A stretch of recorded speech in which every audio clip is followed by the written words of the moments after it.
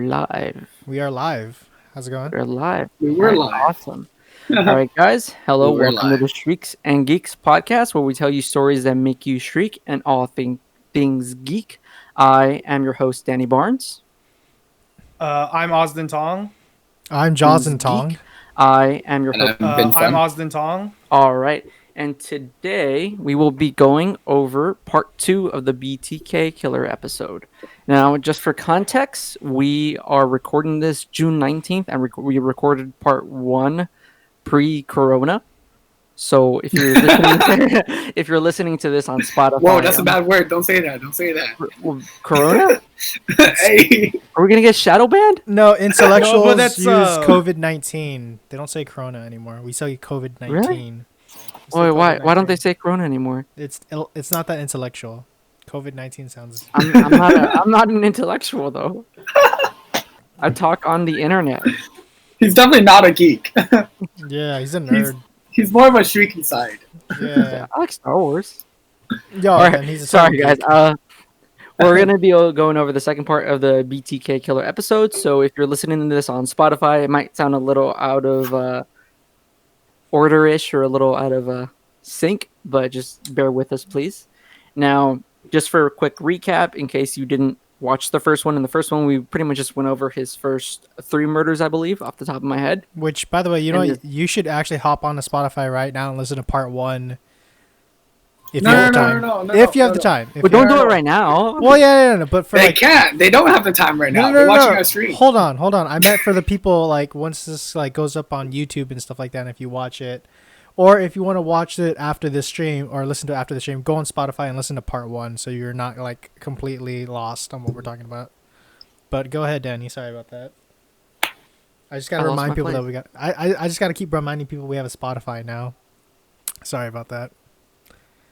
And an Apple. Wait, are we on Apple Podcast now? Yes, we are We now are on on Apple Apple Podcasts. And we have an Apple Podcast. Yeah. So Yeah. look for us on there. Spotify's where it's at. Yeah. All right, everyone. Spotify's where it's at. Where was I? You're about to get into. Oh, all right. So, quick background. We left off on the murder of Shirley Vian Redford. Forgive me if I butchered that name. It is a very long name, and I'm probably going to do that many more times. Now, when we left off, it was after her murder, after her son and other kids escaped the bathroom that they were locked in, went to the neighbors, and called the police for help. Now, we're going to jump into when the officers first get on scene.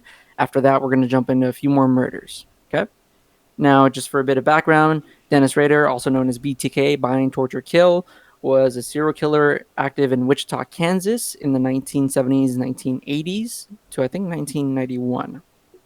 He had a relatively normal childhood, especially compared to a lot of other serial killers. They say he was a pretty normal dude, but all that normalcy was pretty superficial. So Yeah. there's stories that he was kind of a piece of shit at home, but that's kind of like here and there. My primary source is going to be this book right here, Bind, Torture, Kill. It's written by the people that worked at the Wichita Eagle, which was the main newspaper he liked to send his letters to address the public and stuff. I know if you already heard part 1, you've probably heard this all before, but if you're only listening to part 2, it's just a little background story. Okay? Just to cut in really quick, I've looked up a picture of Dennis Rader. Not gonna lie, if I saw him, I probably would have gotten total serial killer vibes from the dude. He like was balding. All right, have you guys ever seen Monsters University? Yes. Jamie, pull up a photo. No, I'm kidding. We don't have a Jamie yet. No, We but don't have you a Jamie yet. you guys But ever if your name Monsters is University? Jamie and you would like to work for us, we are hiring. We do take Jamie applications. We do Go on, unpaid Austin. internships. Yeah, so remember the people part of what was the name? Uzma Kappa, I think. Yeah. Uzma Kappa, whatever the frat that Sully and Mike made. Remember how they had that one dad in their group? Oh, He looks a lot like that guy. Part of the Uzma Kappas, eh?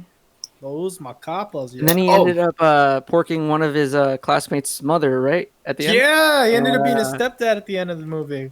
All right, go on. Nice. No, but yeah, he looks straight up like, bro, like He looks I don't like know that, how yeah. like women would be comfortable around him. I don't know how he got married. Any of that stuff. Dude looked really creepy. I don't know, like if that's not a good enough image for you, watch Mindhunter. He shows up every now and then. Oh, What? No, I'm serious. Shrieks and Geeks, sponsored by Mindhunters. By We get Netflix. sponsored by Netflix. Sponsor us on Netflix, please. If we got sponsored by Netflix, holy crap! No, I'm kidding. But wait, before we go on, Yeah. are you drinking?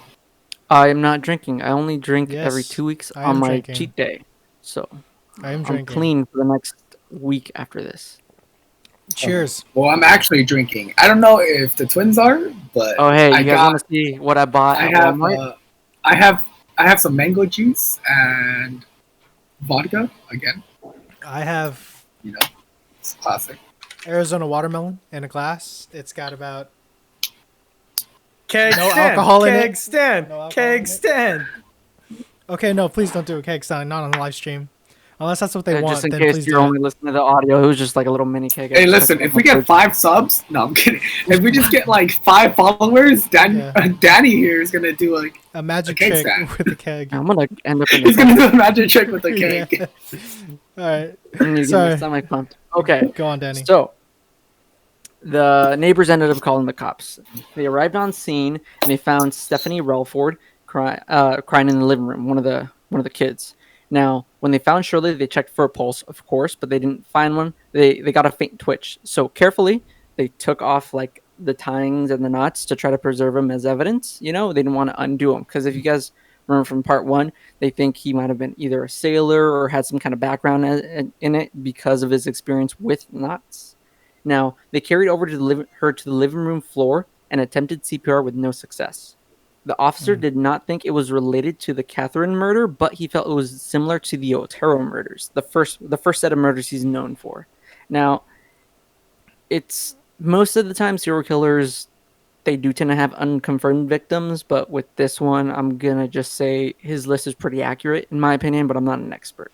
So I think this is the full list. Okay. Now, since they were similar to the Otero murders, they looked for semen on scene, just like in the scene of the Otero murders, where he left semen on the basement floor and the body of one of his victims. But they didn't find any because Dennis was in a hurry that day. Because if you guys remember, he got a phone call and he was nervous that since no one picked up at their home because he was there holding them hostage, someone was going to come over and check on him while he was midway action. So he just decided to do the murder, take some souvenirs, and leave. Normally, what he would have wanted to do was murder her, get some sort of sexual gratification from it, and murder the children as well. I've always wondered like why serial killers have this thing for sexual gratification. Now, is he a Necrophiliac? No. necrophiliac? Necrophiliac is Or necrophiliac does he do it is before they die? Oh, you mean a necromancer? No, he can't revive dead bodies, Ben. no. No. You No, fucking I'm nerd. saying- That's not what he saying- said. I'm saying, does he get off to the dead bodies, or is it just like before they die? Okay, so from what I understand, there's like a process and a product killer where one enjoys the process and one enjoys the product. The process being the act of killing itself and the product being the body. Now, Right. Again, I'm not an expert, but I'm really confused as to what Dennis is, which by the way, I'm going to try to refer to him as only Dennis from now on because he likes BTK, so fuck him. Oh fuck, I lost my train of thought. You're Right. explaining So necrophilia. here's the thing. He enjoys the stalking part. He enjoys the murder part. But as you can see later on, he also enjoys doing stuff with the bodies. So I'm not entirely sure, but I do know it lies in control. He loves control. But no, Are you- necrophilia is having sex with corpses or already dead No, I bodies. know. Yeah, but I what? know. But the thing is, I don't think he actually like had any penetration to their body, like after they were dead. I think he literally just No, he didn't literally just do like a just jacked it and then he didn't do like a Ted Bundy thing where he had intercourse with had intercourse with them or anything like wait, that. seriously? He- Wait, Ted Bundy Yeah. did that? Yeah, he fucked dead bodies, man. I didn't know that. What, seriously, Ted Bundy? Yeah. You know, I actually don't We'll know. a probably lot about- cover it. We'll probably cover it in a separate Ted Bundy episode. Well, yeah, probably say. I don't know. I want to do something spooky next. I've been reading too much BTKs. I'm Don't not saying worry. you. I'm not saying you. I'll always do Yeah, someone spooky else stuff. did, Don't yeah. worry about it. No, Go but on. yeah, you were saying? Who, me? Yeah, Yes. of course. Yeah. All right, perfect. So it's important to note that if they did find semen on the scene, it might have linked them to the Otero case. Again, they haven't really made this link that it could be a serial killer just yet, but they were speculating. If I Now, remember correctly, during that time period, DNA testing or DNA wasn't really used very often for It was murder very cases, new. right? Yeah, right. It was very new. Yeah. Like they did save his DNA, so I'm assuming they at least had knowledge of the science, but they haven't DNA tested it yet. And also you need a sample population to test it with. Like, you need a subject to like get their DNA from, and I'm pretty sure they didn't have a DNA database just yet. I thought that the whole DNA thing was just for you to match Blood types. types or Yeah. to the same person, but it doesn't Huh. necessarily tell you who the person is. Yeah, It exactly. just Unless they're already in the Okay, system. okay. You know what I mean? Unless they're already in the Oh. system, Yeah, but I unless don't think they're they already in had the that system. system. but we're all in the system. Did Are someone we ask you not? to come in like a? Did someone ask you to come in a cup or something, telling you they were a cop? Like, No, yeah, but I aren't need we to. all in the system in a sense that like I our think. fingerprints? I think. The only well, Mm, DNA is more of a like bodily fluids and stuff. You know, that's Yeah, fingerprints are but more nobody like has the same fingerprint. forensic. Yeah, but that's not really DNA. What they mean by DNA yeah. is like they stuff they find in your semen, your Oh, Yeah, blood. because I yeah, think. I think Yeah, what. I like think what. actual DNA, not just like I think what law conclusive. enforcement does is that when they look for like DNA in like their database, they look for their specific database, a criminal database. But if they were looking like I guess hospital records / database, like that would probably take either forever or I think there's like some kind of legal red tape where they're not allowed to do that. I'm not sure. Otherwise, then wouldn't I they don't be think able it would to? take forever. I don't no, think it would take forever because of like just simple processing speeds, but the red tape might be more plausible just Yeah, because of like patient confidentiality. But yeah, oh, yeah. No. Apparently, forensics does take a while. Like it's not like the CSI movies where it's like instantaneous. It takes like weeks to yeah, months or something like I that. mean, yeah, of course, because like the test results gotta come back from the lab. Yeah. But like in terms of matching it to someone, I don't necessarily think it takes that long, does it? I don't know. Maybe I'm Yeah, like it clueless. doesn't, but it's finding the someone to match it to. It's like, Oh, okay. yeah, it's the same as a fingerprint without a database. You gotta go around to different dudes and go like, is this his fingerprint? You gotta get his fingerprint and look at Yeah. it, and so Right, on and right. so on and and so that on. part might You know, take forever. and that Like, part might take forever. all right. All right, his next murder on December 8th, 1977. Nancy Fox, age 25. This would be what he described as his quote unquote perfect murder later on. Personally, I don't think this was his perfect murder. In my opinion, I think his next one is his quote unquote perfect one. I still think he's a piece of shit, and all he did was pretty much just get lucky. As you can see, most of the time he just does get lucky. But this He is is what a he yeah. kind of looks. Yeah, He is a this is lucky what he idiot. kind of looks at. Yeah, he's lucky and he's bald. And this is what he looks back on fondly. And now, Nancy was a full-time secretary at an architectural firm. She recently took up a part-time mall job at a jewelry store to help pay for Christmas presents that year. Apparently, she was a bit of a neat freak. She was very friendly, quick to make friends. She took care of her appearance, took took special care and attention to her clothes, and she had blonde hair. She had nice nails. These are important because this is the kind of victim Dennis liked. He liked neat women or people. I don't Like, know what's up with that. I guess like someone that The Glen. because the way you're describing her sounds like that past version of what people think is like a nice proper girl next door type kind of thing. You know what I mean? Hmm.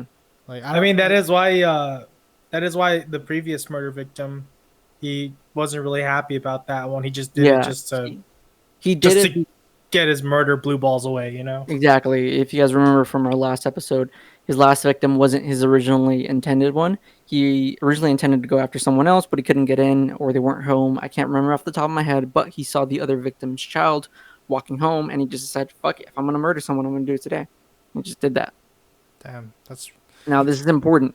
She lived alone because remember, Dennis is afraid of other people, especially men. And she lived in a duplex apartment with no neighbor. This is perfect for him because even if she lived alone, he would still be afraid of neighbors. But since she lived alone and with no neighbor, that was like his perfect version of a victim. like all of his requirements were met. Yeah, most of his, yeah, exactly. Now, he still stalked multiple women before settling on Nancy. He chose Nancy's neighborhood looking for new victims since it was a lower middle class neighborhood. Its affordability made it more likely for him to find single women living alone. He initially spotted Nancy walking into her apartment and noticed how she took care of her appearance, and that's what really caught his eye. Like he's like, oh, I like how she looks. So yeah, once again, it falls into my theory that he really like the specific target like woman that he would be aiming for was always Yeah. women that He looked has very a type. like, yeah, like very proper, very like, not that they're high class, but just like they have like a sense of like, He liked neat people for some reason. yeah, Yeah, and even after he started, like you're gonna see later on, he starts to kind of go towards older women, either because he's lazy or by coincidence as well. yeah, There's some other theories why he went after older women too.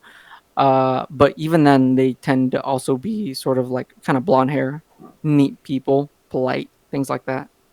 yeah, You yeah. look, you were gonna Okay, say something else. okay, Sorry. go on. It sounded like because he was afraid of men, he liked to go after very timid and very not like socially closed, but you know, females who keep to themselves. And Yeah. I feel like they they kind of fall into that profile, Mhm. not Yeah. because that they're neat, but rather because all of that it concludes the fact that they're But also, more than likely like, yeah, timid. a like lot of in these victims tend to be very sociable too sometimes. Yeah. Sorry, go ahead, Charles. Well, Yeah. I mean, like in his eyes, like what Ben was saying, like in his eyes, he saw these women as very like docile women, like timid, like women that wouldn't. I guess in his eyes, women that wouldn't put up a fight or even a good fight. In his eyes. Hmm. Because it all boils down to control. Yeah, Very it common does. theme among a lot of But serial killers. but what he likes, I'm sorry to interrupt, Ozin. What he likes is control, but he does like it when they fight back. Nancy did not take it. I'm gonna give her that. She put up a fight. She called him some things, and he liked that because it felt like he was more powerful against someone else who was also powerful.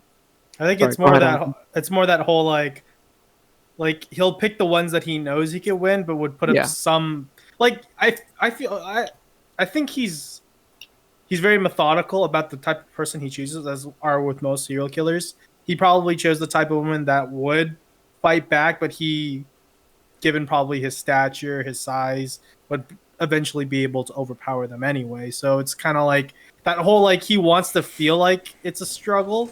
He wants to feel like they're putting up a challenge to make himself, like you said, feel stronger. Mhm. But in the end, he's also choosing something that he knows that eventually he will win, Sort of which like is when which I think is even more like more, I would say, what's that word for? Oh, it's more of like a neurotic type of control. Like he needs Mm. to be very, very specific with the type of woman he chooses, as we probably do see with a lot of serial killers, because in the end, control is what they like. You know, it's not Yeah. even, they don't even have to be extremely pretty. They just have to be someone that he knows that he can basically govern whether they live or whether they die. exactly. All right. Now, he began to stalk her and note her schedule, even going as far as to buy some cheap jewelry at the store that she worked part-time at, just to get a closer look at her. So he met her, or he didn't meet her. He got close to her. Now, Could you imagine that actually?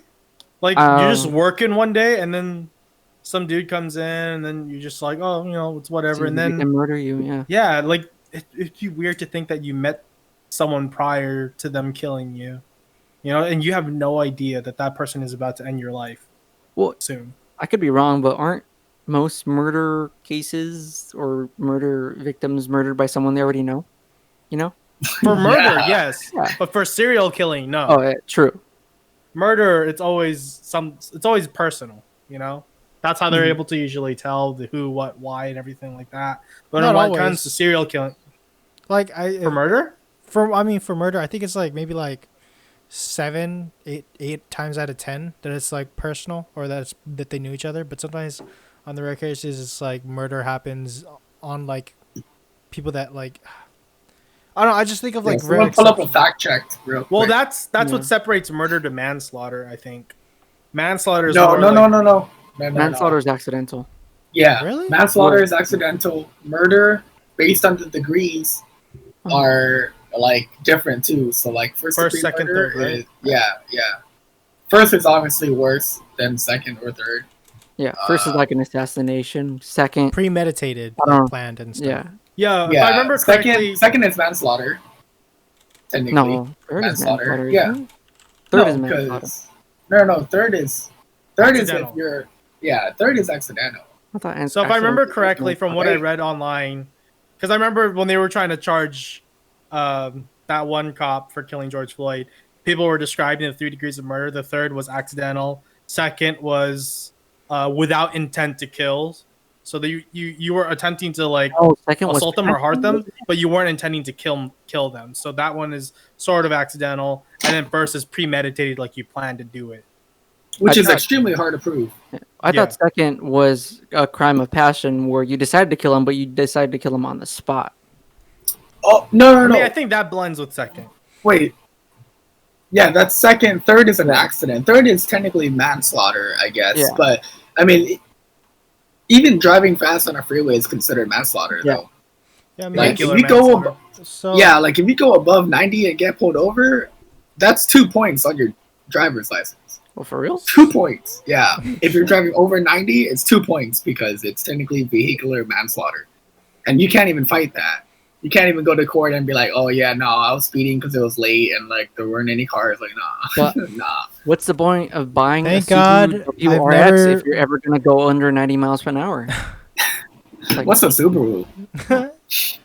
manslaughter is manslaughter is a form of homicide in which the person who commits the homicide either does not intend to kill the victim or kills the victim as the result of circumstances that would cause a reasonable person to become emotionally or mentally disturbed to the point of potentially losing control of their actions. So that's Yeah, manslaughter. that sounds like the second one. Hmm. That sounds like murder. No, I mean, second degree murder. Second degree murder. Second degree This should murder be another is episode. the intentional. This should be- So second degree murder is the intentional, unlawful killing of another person, but without any premeditation. Yeah, so crime of passion. Oh, So crime of Someone passion. said So your you- mom's yeah. a hoe and you hit him in the head Like- with a brick. Yeah, pretty much like Like Yeah. you want It's to like you. a heat of the moment Yeah. action kind of thing. But manslaughter is like, oh, I didn't See mean, nothing? like I didn't intend to kill them. It just happened, kind of thing. I learned about this and I forgot it. It's fine. But yeah, This goes to Seriously, show nothing? we don't know what we're talking about. So yeah, go on. Wikipedia. All on. right. So, the break-in and the night of the murder. Now, remember, Dennis Rader has a family. So he told his family he was going to be at the Wichita State University library the whole night trying to finish some term papers because he's still a student. So he said, I'm going to be there studying all night, blah, blah, blah. I'll be back in the morning. That was his alibi. That was his excuse. Now, he did go to the library, but he left at around 9 p.m. He left a little before 9 p.m. He drove a few blocks away from Nancy's duplex, and he parked. He walked towards the duplex. He grabbed his box of tools, and his initial plan was to knock and say he accidentally got the wrong apartment before forcing himself in. That's his usual MO. He knocks on the door. He says, I'm a cop. I'm a student. I got to study here. And then, like, in the fluster that they're like, what? He just kind of forces himself in and then locks the door behind him. And that's when he does his thing. That just sounds like breaking and entering with extra steps. Yeah, pretty much. It really does. He could just knock. She opens the door and just forces his way in. Like, Yeah, what's I the don't- point of waste? I don't know. You got to remember, he thought he was like this kind of Cold War badass, super secret service guy. He's like, man, this is going to fucking blow their fucking minds, man. Honestly, I wonder Like, seriously, where. though. I wonder. I mean, we all know like how a person can. I mean, like develop into like having sociopathic or psychopathic tendencies and stuff, like how they can grow into that kind of person. And a lot of it stems from your childhood. But I wonder at one point in his life did he start creating these self delusions of grandeur that he was a spy or like a badass. Like I mean, at what point? How? I don't know. Just I don't get what you mean. see Where how was that jumping off point? Like, I don't know. Maybe he watched some version of CSI Miami that existed in the 1960s, and from then on, he wanted to be a serial killer cop or something. I don't fucking know. But he was really into like detective magazines and books and stuff maybe like he that. felt like he knew all of the back workings. Yeah, and Or, like, he was going you to know what I school mean? to study that too. Yeah. Yeah. So maybe he wanted to like test his abilities against his Mm. system and see if it works. That's like someone in our generation saying, "Oh, dude, I watched all of Dexter, and now I know how to pull up the perfect serial killings." There you go. That was him. I'm not gonna That lie, was that's him. a pretty good idea. No. Oh, speaking of which, you're gonna notice something in the last murder that we cover in today's episode that really matches up with an episode or two of Dexter. What season? Okay. What season? I didn't don't see all of remember. them. I don't remember I them only all got off up the to top of my season head. 4, so if you're gonna say something from season Bro, 5 come to season on, 6, dude. I saw all of them. but you have to There's like- admit, after the Isn't there Trinity like 7 Killer, it, seasons? it starts dipping in value. You have to admit, after the Trinity Killer, it starts dipping in value. That is true. Can you name a Okay, so can you name a more prolific season villain than the Trinity Killer? After him, that's Uh, after season 4. Season 2 because Dexter was the villain the whole time. Season 2? Yeah. No, it was. It's supposed to show that Dexter is really a monster and not someone to be glorified because No, he no, got no. a good detective killed. Technically, the season 2 villain was that British chick he was hooking up with. Technically, Yeah, it was but her. come on, that's No, yeah. Dexter but that was the a real more villain of the season. metaphor. Yeah, that was a more metaphor to his like to his darker side that he loves to take care of. All right, but that's still Like, it still further proves my point that season 2 it came before season 4 with the Trinity Killer. Anything after season 4 was Okay. kind of just, in my opinion, I did. That's why, bro. If you can name a better villain after season 4 Trinity Killer, hey, I'll season yield. 6 was not good. I'll give you that. Season 6 was not good. But like, come on, dude. 5 was arguably. 5 was arguably good. All right, go on. Well, bro, Austin, you got that that COVID? I mean, it's like 4 coughs. I think I counted that.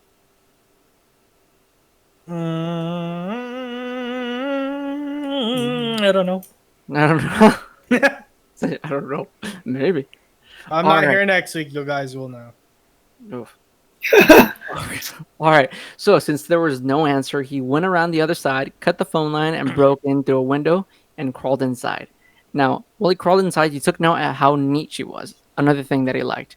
Here's the annoying part. He kind of made himself at home. He like poured himself a glass of water and drank it. You know, Oh. just kind of I do the chilled same there, like, thing. I would do the same thing, man. if you were gonna murder someone, Yeah. But then what happens if you end up drinking like unfiltered tap water? oh yeah, Or maybe I got like some bougie like Kirkland I'm- water that's waiting, water? you know? I'm and about then you drink to like the literally- shady water or something. I don't know. I'm about to murder someone. I think the least of my worries is whether or not I'm drinking filtered water. be fucked. Some bougie water bin.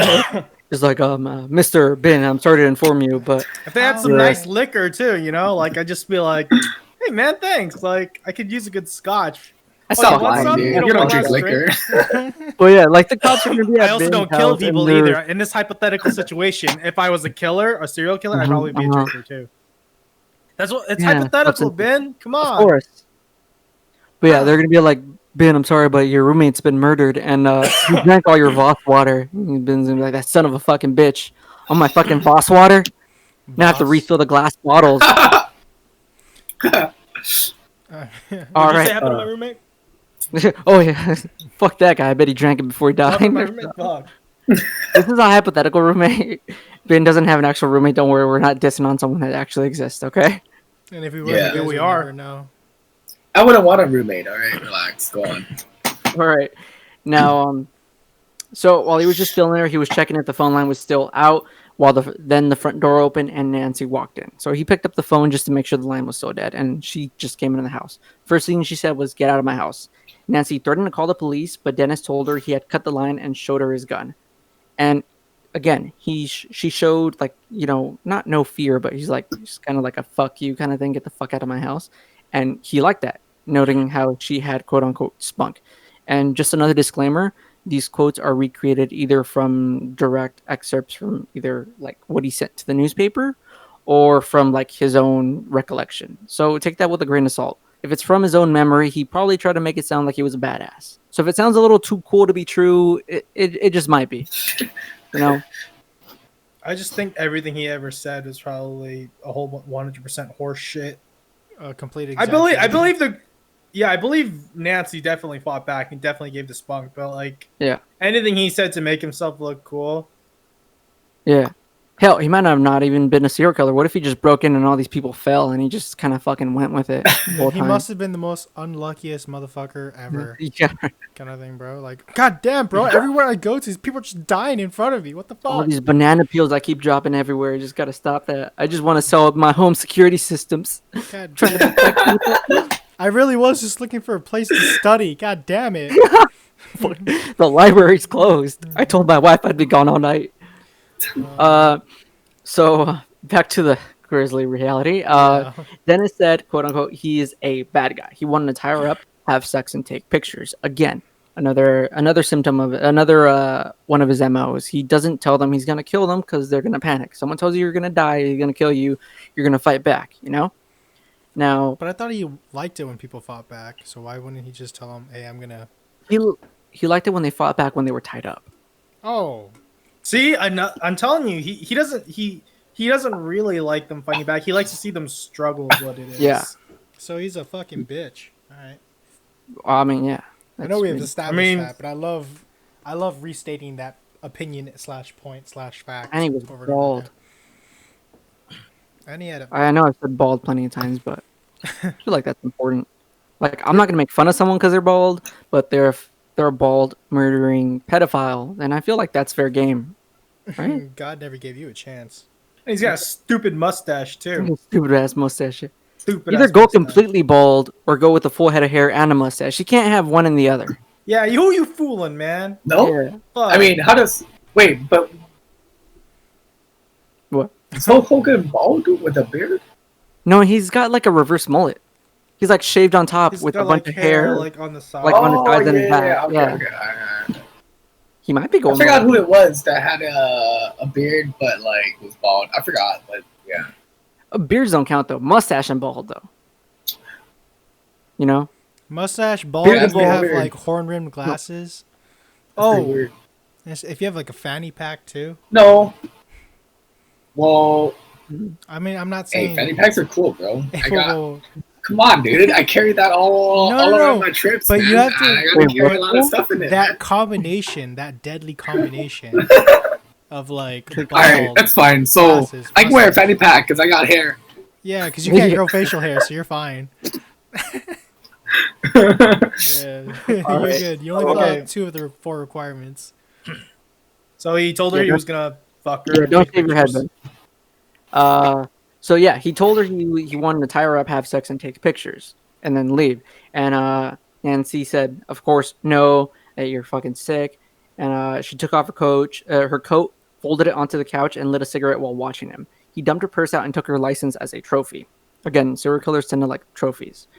He tried to calm her with a variation of the story that he told others but she simply said after like she heard his spiel, let's get this over with so I can call the police. She's like, just fucking do it and I'm gonna call the cops. She's like, fuck you, you're gonna get caught, kind of thing, right? I like this girl. Yeah. And she asked to go to the bathroom and he allowed it since he already checked the bathroom for sharp objects that she could use as a weapon.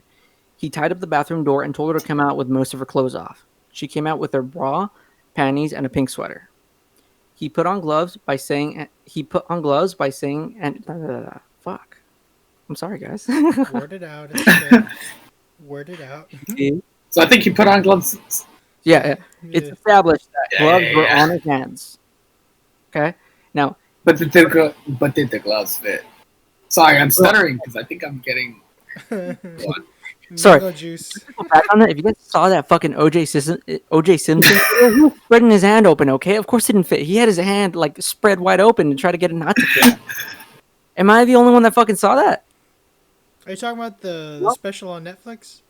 Or No. Well, the actual trial No, video where he's like, he puts the fucking gloves on. actual He's like, video. Yeah. yeah, he's like, see, this shit's too tight. It won't fit. And his hands like spread open, like I mean, fucking hey, this you don't put on full your span. gloves like this. You don't put on your gloves like that. You don't put them on like that. Of course, it doesn't fucking fit.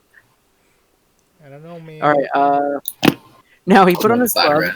And he said he was wanted in other states, and despite her he was wanted in other states to try to scare her, like I'm a known criminal, And despite her protest, I mean, he technically wasn't wrong about that. He was a known criminal at that point. No. He's a criminal, but I don't think he was known. yeah, See? he's Oh, saying he okay. was wanted, like his name was out there, like this fella's on the loose, Yeah, that's different. That's a different level of fame. They knew they knew of his doings, I guess, but I wouldn't say he was like on a list. Like He wasn't on like FBI's top 10 wanted list or something. Not Yeah, yet. they at were least. busy. Not yet. Yeah, not yet. The FBI were busy with other things. Let's not talk about it. We might. That's another episode. JFK's head didn't just do that, okay? Just saying. All right. Jeffrey Now, Epstein he didn't kill handcuffed her. himself. He fucking fell, dude. What do you think happened? We're all gonna go missing, guys. Come on. I'm sorry. All right. Now, he handcuffed her hands to her back before laying her face down on the bed. He pulled down her panties, and with an erection, he removed his leather belt and began to loop it around her ankles. But at the last second, he took the belt out from her ankles, wrapped it around her neck, and started pulling with one hand and tightening with the other. Now, she tried to fight back. And you got to remember, at this point, her hand was handcuffed behind her back. You know, her hands were facing towards him while he was strangling her. Now, while she was fighting back, he found his scrotum, and with her handcuffed hands and her fingernails, she dug in as hard as she could. But unfortunately, he actually enjoyed it. Wait, Like, that's the part he got she on. dug her nails into what? Yeah, like he got off on it. Wait, she dug her nails into what? Dude, His his scrotum, scrotum, like his groin area, like the balls, No, no, his no. nutsack. wiener stuff. You know, I the know, I important. was- She was- grabbed his nutsack and gave it a nice squeeze, and he got off on it. Like, Yeah. bro, that's pretty weird. I'm fucking telling you. Remember when, like, a few episodes ago, we said we wouldn't kink shame? All right, but like, come on, dude. I'm That's definitely. I'll kink shame a serial killer. man. That's painful. I mean, when you I'd murder, kink shame a serial that. killer. when you murder somebody, you kind of lose all rights to not be king shamed. In my Yeah, opinion. I feel like if you're a serial killer, we're allowed to kink shame you. I mean, That should we're be like a allowed- rule, right? We're allowed to shame you any kind of way. I mean, Yeah, if you're just a furry, that's cool, man. You do your furry thing. Just don't fuck a real dog, because that's illegal. But if you're a furry who kills people, you're fair game. don't fuck Danny's dog for sure, though. He'll fuck Hey, you. bro, you fuck my dog, I'll kick you in the dick. He'll fuck you up. I'll kick you in the dick. I will. I'll squeeze your scrotum. Yeah, I'll squeeze your scrotum. Oh, Unless you're into that, then I'm not gonna. Unless you get off on that, then Yeah. am I gay? Well, I may be small, but I'll fight dirty. I don't care. All right. So he waited until she passed out and loosened his grip to let her have some air. When she regained consciousness, he said into her ear, again, I don't think this was word for word. I think this is something he said when he was being interviewed, because this sounds way too, quote unquote, badass. Okay. So he said to her, I'm wanted, comma. I killed the 4 people in that family, Oteros. And I killed Shirley Vian. I'm BTK, and you're next. End quote. I could imagine yeah, dude. that he's just like, he says all that, and then he's just like, oh yeah, like I killed the Oteros, and I killed Shirley Vian. I'm BLT. I mean, I'm BTK. Damn it. And she's like, did you just say you're BLT? And he just strangles her, and he's just like, no one can know I said that. And then when they interview him years later, he's just like, yeah, I said, I'm BTK, and you're next. Just to Nailed try it to this cover- time. Nailed it this time. Nailed it this time. No, I dude, can imagine he practicing in the car or Legit. something before he got He I have to be. T Sorry, go on. K. He legit seems like the kind of guy that would have like brought Practiced note it in the cards mirror? with him. No, brought note cards and then tried to like Oh yeah. read off the note cards. You know what I mean? Like this guy. He's just like, damn it, BLT, god damn it. Oh man, that'd be hilarious. I would bet money that that's what happened. Yeah. He fucked it up. Because if He's you, trying we're gonna have some more of his notes and letters, which are riddled with grammatical errors. Like he fucking forgets words or mixes them together, and it sounds like he, like, What was. if it's just dyslexic? Yeah, it No, he's fucking not. sounds like dyslexic He's not and fucking dyslexic. dyscalculic all put together or something. I don't fucking know, but he doesn't write well. So I wouldn't be surprised if while he's getting the rush of killing someone, he fucks up what he says because he can't even write right. You know, He can't even he write said right. he can't even write right. He can't No. even write right. Can't write right. Okay, can't write just right. wa- Fuck I just wanted to hear you say that correctly. I mean, it sounds the same. Dude, I'm honestly legit surprised this guy even got into college with that level of grammar. In my Hey, opinion. college was pretty easy to get into back then, Oh, is it? Was it? right? I don't know. What? I mean, I know. I would say so. I know it was easier to pay for sure. No, I heard that the standards itself were easier back then too, Really? That could be just true. because less people were going. Less But people. Therefore, yeah, right. Because less people were going, there was less competition. Therefore, the standards itself is lower. Do you understand? Wait, hold I on. mean, how low can you I- go to allow that kind of grammar though? Like that's like he had like he couldn't even go past like elementary school grammar, in my opinion. Like What are you talking about? We have people that graduated from college that can't even tell the difference between there, and there. It's true. I can't. oh I'm god, you're fucking- right. Oh no, kidding, you're I'm right. I'm kidding. I haven't graduated college yet. It is very real. Like Yeah, No, yeah. it is very real. that's This is actually- the thing. a So disappointing I reality. actually, I made it to the ninth grade. No, yeah, the ninth grade without knowing the difference between there, and there, or your, and your. And I can't believe they let me get that far.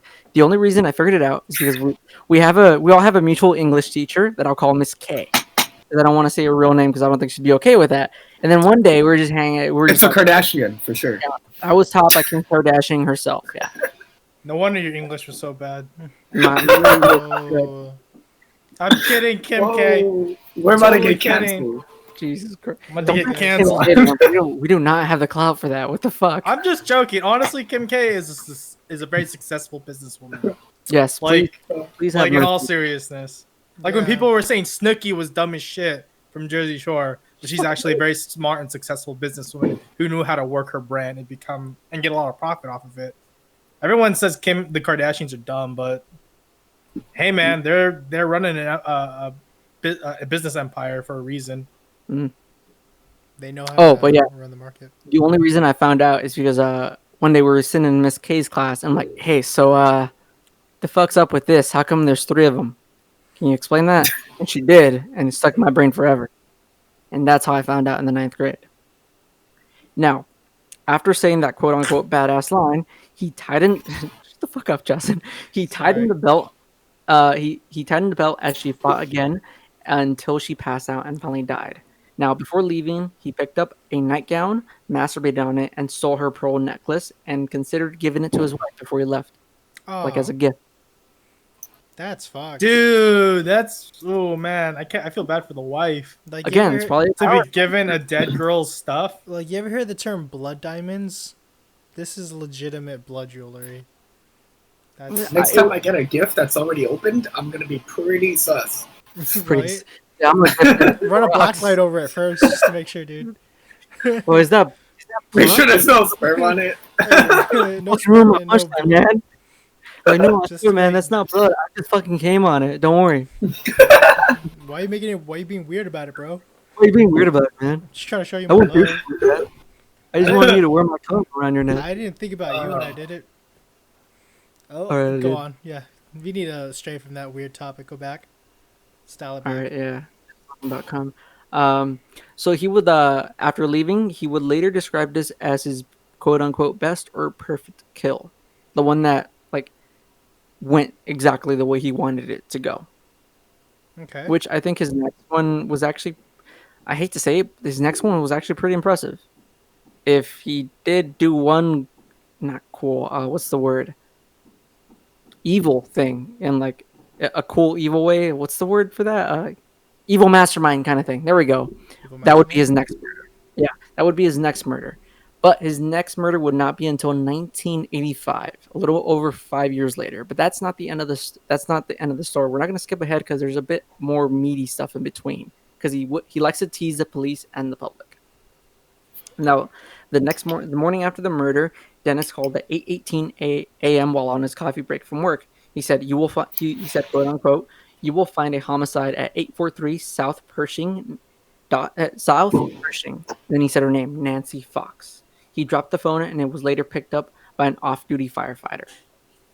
Now, at 8:22, an officer arrived at Nancy's duplex and after noting the cut phone line and the broken window, peered inside to find Nancy's half-closed body lying face down on her bed. She was wearing a pink sweater and her ankles were tied with a yellow cloth. Again, this sparked another debate whether or not it was BTK. Now, like I said before, he liked to tease the public or the police. Now, he wrote a poem about Shirley, not Nancy, the murder before her, the one we covered in episode 1.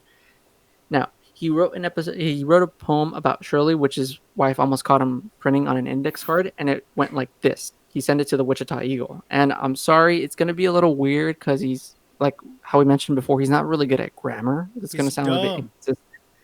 he's a little dumb. He's dumber than a pile of bricks. I'm sorry. He's not a Cinderella. Is he dead? I don't want to talk too much shit He about. is not dead, but What? I He's still wish alive. he would. What's he I gonna wish do? he would. He's gonna break Is he out of still prison. bald? He's gonna come. Is he still bald? I hope he's still bald. He's pretty old. I'm pretty sure you could take him, Danny. If you can't, then bro, what are you going to the gym for? I like to stay fit. Okay. Yeah, I'm not gonna get into a fight now because people know how much I practice. I don't want people like, man, Daniel works out so much every day and just to get his ass beat so quick. Because if I lose, the stakes are so much higher now. But bro, come on. If Dennis Rader was like, Can't go back to the gym. Yeah, if Dennis Rader broke out of jail and then came to see us, but you were his first person that he was gonna see, you're gonna tell me you're not gonna fight him? Yo, stop tapping the mic. Oh my Yeah. bad. And I would fight him. See, I'd fight him too. be able to fight him. I kick him in the dick. All right, I'd bring a good. bat. Good to know. Kick him in the dick. All right. No need to keep shit fair, right? Hmm Now the Oh. poem. Sorry, go ahead. Okay, go on. No, no, telling you. Okay. All right. Now the poem that he sent to the Wichita Eagle. It went, surely locks, wilt thou be mine? Thou shalt not scream, spelled with two e's, nor yet fee the line, but lay on cushion and think of me and death and how it's going to be. And then he signed that BTK. Now, the poem was never published because they originally didn't really pay it any mind because they thought it was just another Valentine's Day message that was meant for the classifieds. So it just kind of went about the wayside. It wasn't important, which again really infuriated him because these guys love attention.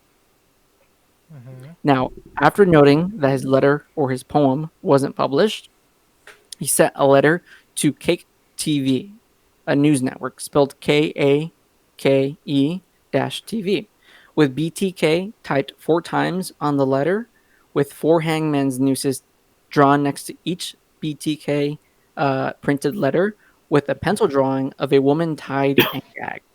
The letter, the letter, like many of his other works, were riddled with grammatical errors. Just another excerpt. I'm going to go to this book real quick just to read a little kind of a paragraph and a half. Now it starts with, I find the newspaper not writing about the poem on vain unamusing. A little paragraph would have enough. I know. It's spelled IKNOM. It not the news media fault. The police chief, he keep things quiet and doesn't let the pubic know they're a psycho running loose, strangling mostly. Yeah, he sounds like a fucking. No, keep going. It's good and good. It's getting good. Maybe he was using Microsoft's like text and speech, and it was just really, really bad back then. You know, Fucking, they didn't even have or like speech to text. Ah, damn it. He's really trying to look out for you. Yeah, hey, way to stand up for a serial killer. Come on, man. Hey man, I can't stand grammatical errors, so when I see them, I just try to make excuses for the people that made them. It's fair. Hey, remember, he's a serial killer. We don't need to make excuses for him. He's a piece of shit. No. Where was I? Lose, strangling, mostly women. There are 7 in the ground. Who will be next? How many do I have to kill before I get a name in the paper or some national attention? Do the cop think that all those deaths are not related? Now, he would later, this is going to be, they were like long letters, but none of them were published because, again, they were afraid of like, kind of like inspiring copycat killers, which again, like, they like the attention. So it was probably for the best, but it might have provoked him to do other more serious crimes. Now, he pointed out in this letter certain connections that the police have not made as of yet for his other murders. Because you got to remember, they hadn't really connected all the dots and went like, this could really be a serial killer. It was all still speculation, you know? Yeah. Now, a year after the letter, April 28th, 1979, a 63-year-old... This one kind of scared the shit out of me. This one was kind of creepy. A 63-year-old widow named Anna Williams arrives home late at night only to find the door to her spare bedroom was open and her things were rummaged about. Missing was some jewelry, clothing, and a sock where she hid $35 in it. I don't know why. Maybe...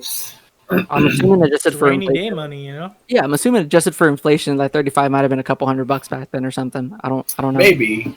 But hey, I mean, any dollar invested is worth a lot more now. True. But We'll never get away from it.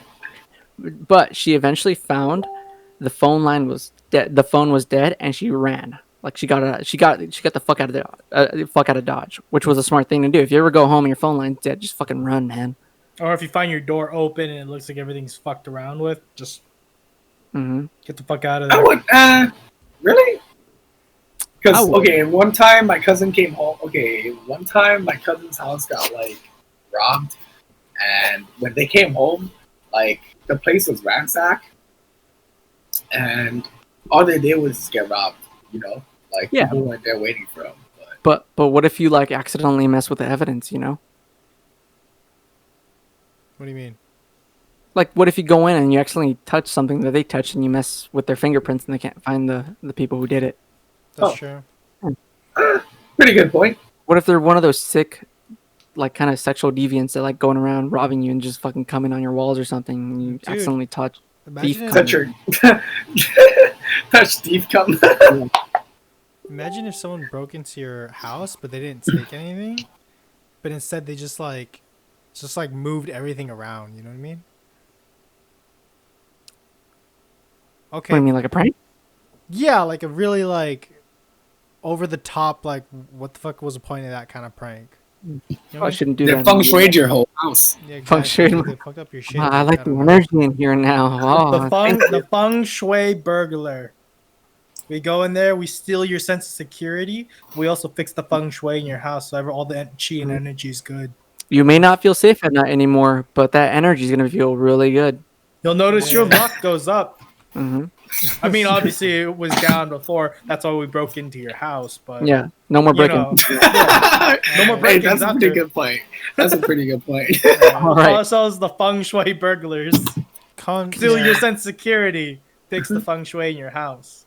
All right. Now, a few weeks later, Anna would receive an envelope containing one of her scarves, a piece of her missing jewelry, and a poorly written poem, and a sketch of a naked woman lying on the edge of a bed, tied to a pole in a cartoonish manner, the same way hunters tie up a kill when they're carrying it, you know, like in a forest or something, when they tie it to a pole and they carry it on their backs and carry it along.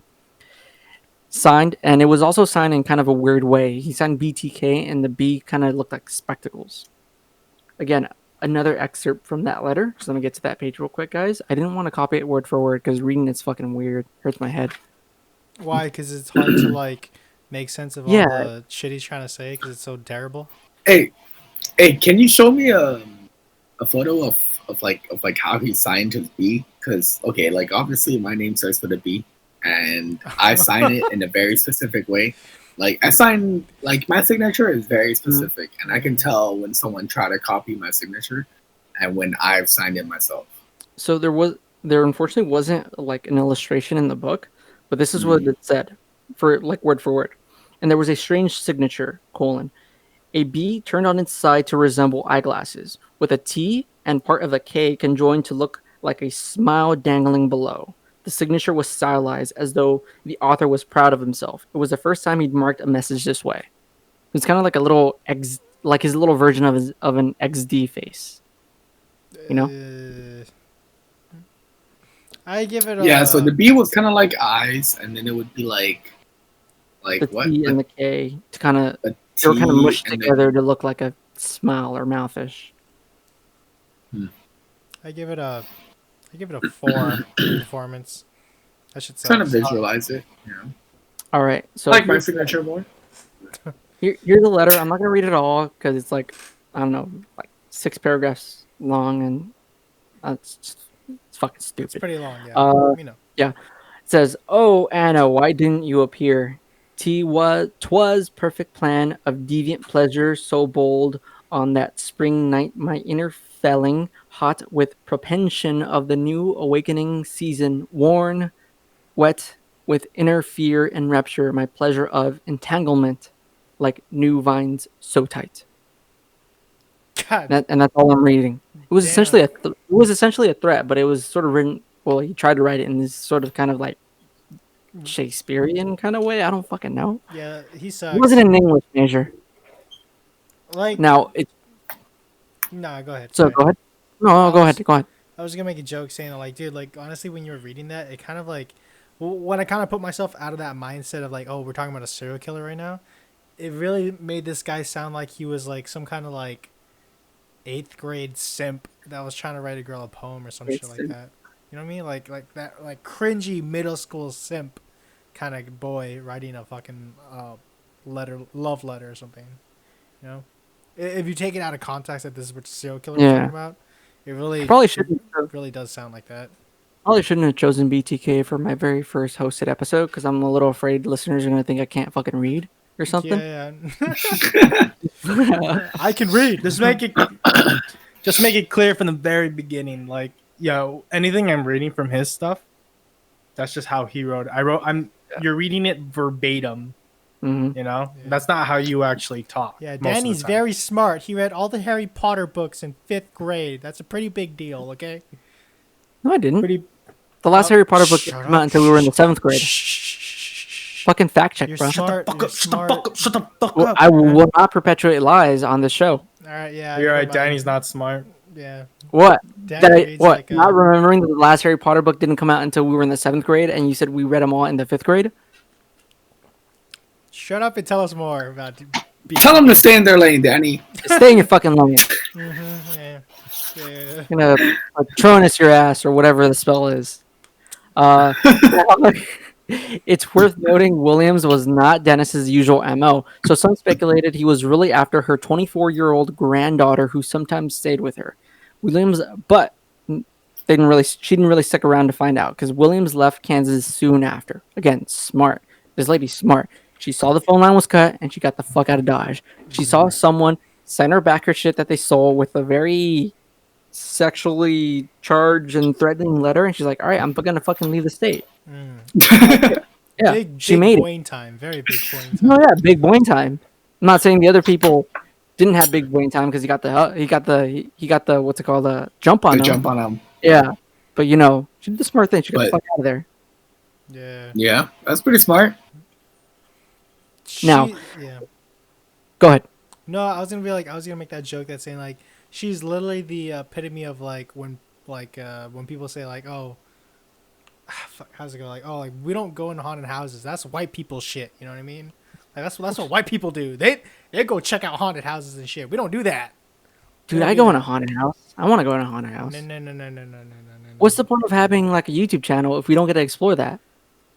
Listen, let's talk about it when we get 10K No. subs, all right? I want to go in a If we haunted get house. 10K Look, subs, I'll go into a haunted house. I want to physically. We'll see- talk about it when we're at 10K subs, all No, right? no, We're we too gotta- early for this. We We're gotta. too early for this. No, kind no, of we have to content. verbalize our goals so they're running in our subconscious. So we'll work on them 24/7, man. I want to That's see what it. I'm saying. I want to see it go Like- physically, and I want to tickle its balls. I want to know it's Hey. real. Hey.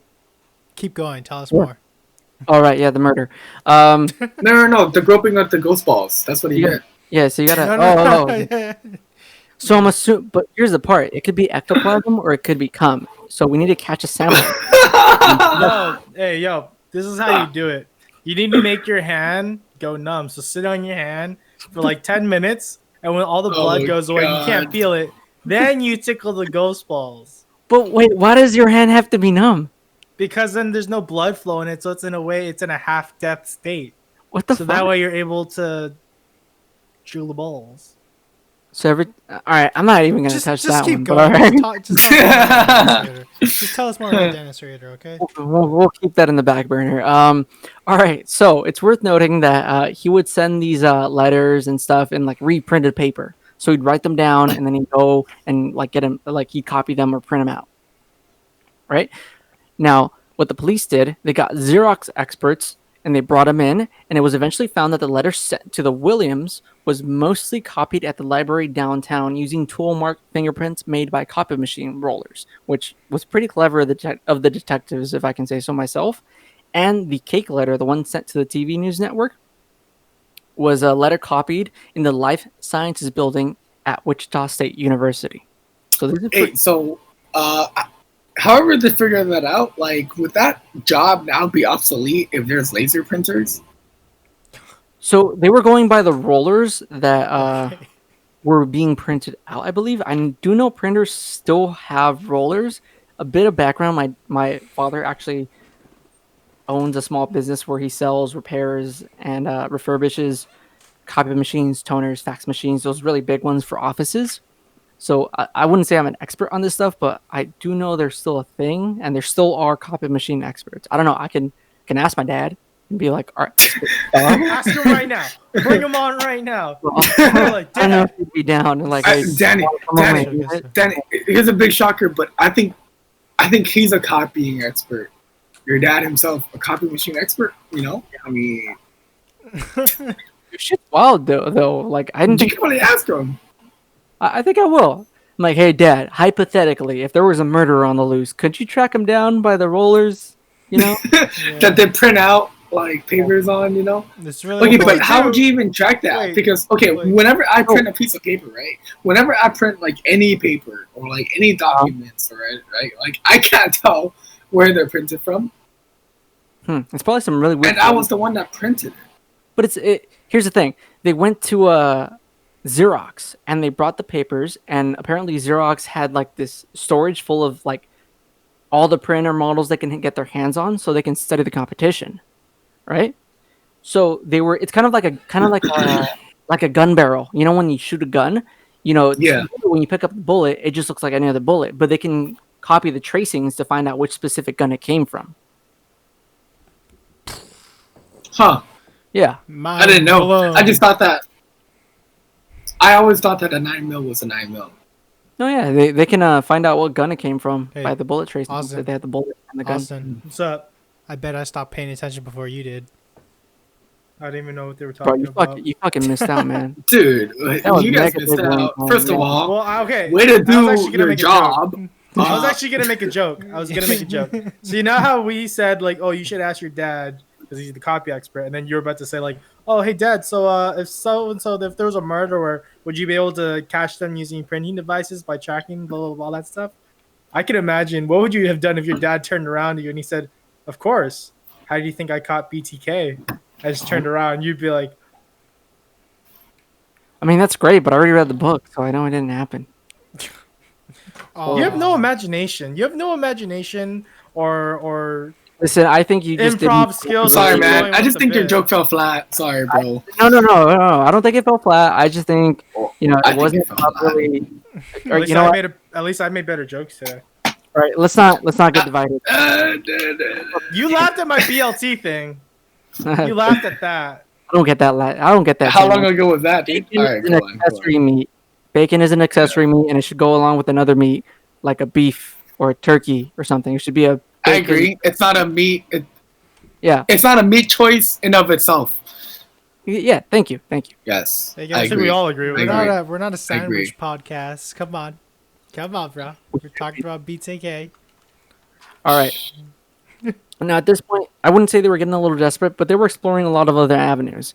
They tried hypnosis on certain kind of a, I wouldn't say ex-victims, but Did no, you yeah, say they tried to recollect. Yeah, they to tried recollect hypnosis?